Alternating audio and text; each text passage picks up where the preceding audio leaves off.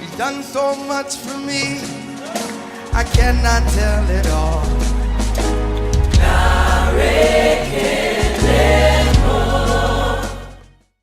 For his mercies shall endure, ever faithful shall he be. Welcome to the month of August, the 8th month of 2024. We thank the Lord for mercies and grace that have been extended again to us.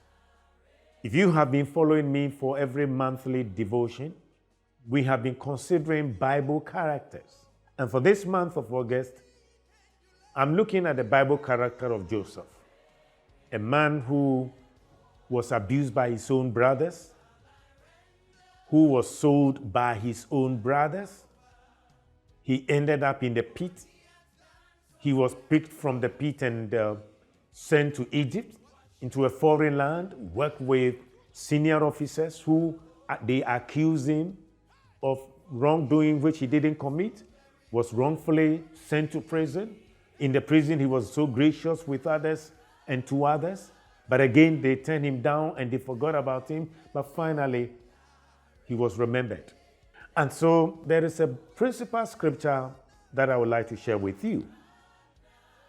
Joseph, in the midst of all his brothers, through him, his brothers came to Egypt. His father came to Egypt with the rest of his senior brothers. But this is what he said in Genesis chapter 50, verse number 19 and 20.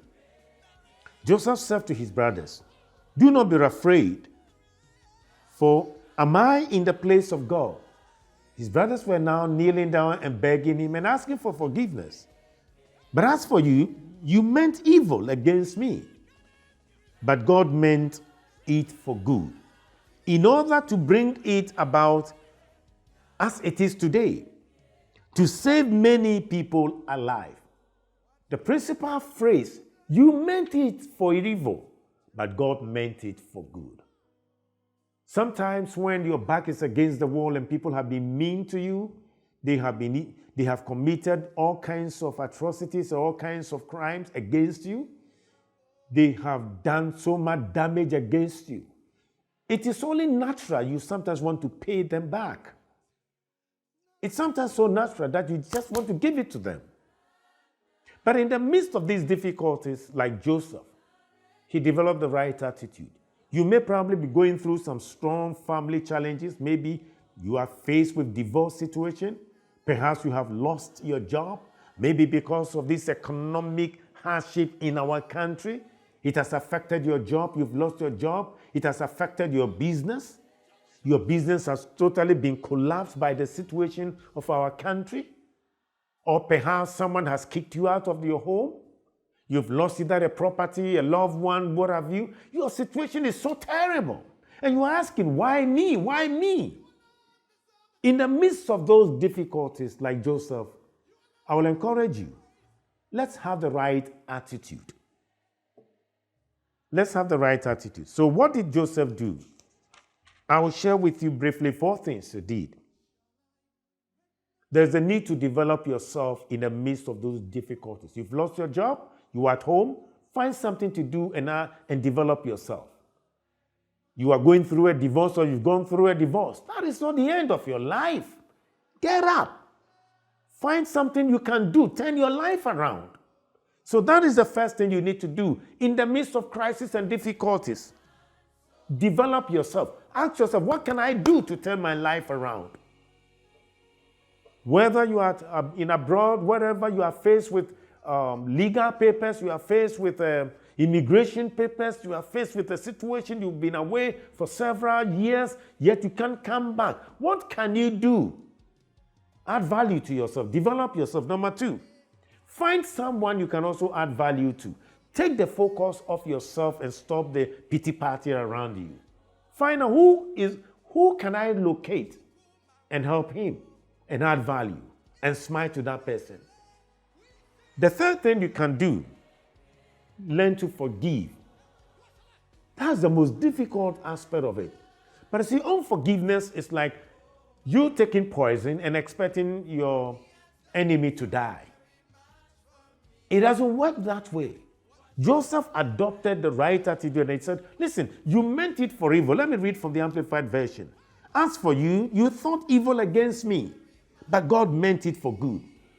People that have thought evil against you, people who are thinking evil against you, loved ones, friends, whoever has plotted evil and designed evil against you, I guarantee you in the name of the Lord, He will turn those evil issues, those evil intentions, it will be turned around for your good.